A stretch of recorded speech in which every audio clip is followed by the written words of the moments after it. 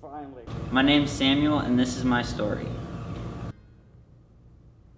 So my name is Samuel Thompson, and I go to Wakeland High School. I'm a junior, and I grew up in the church since I was a little baby, and I grew up in Sunshine School. I've always been surrounded by church. My families, they taught me God when I was very little with the morals, discipline, everything they've taught me. So through middle school and up till like freshman and sophomore year, I didn't really devote my life to Christ. I was just going to the Sundays every now and then.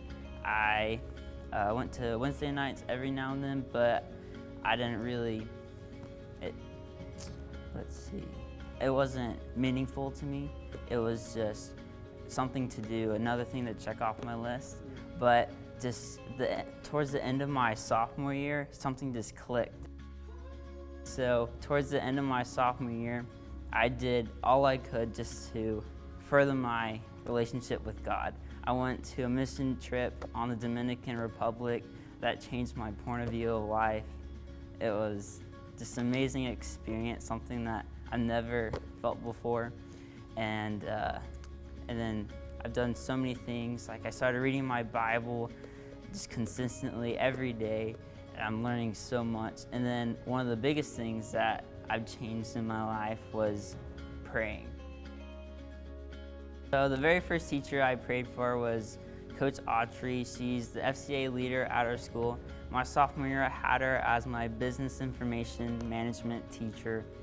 And just one day, it was about like for a week, God just put it on my heart. It's like, hey, you should go ask this teacher if you could pray for them. And every day I was like, this isn't the day for me. And I just kept going. And then one day I just eventually went up to her desk, and I asked her, hey, Coach Autry, is there anything I could pray for you? And she was blown away. She's like, are you serious? Like, I was like, yes, is there anything I could pray for you? And she's like, oh, there's so many things. And so she just gave me this list of things. And then she asked me if I could give her a list too. And so we were praying for each other. So this is a notebook that I found one day.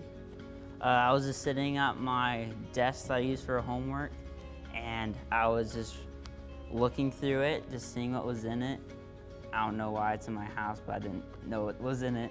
But I just found this. I was like, whoa, this is a great way I can keep everything together, and I can memorize it. For so long, I was trying to just remember everything in my head.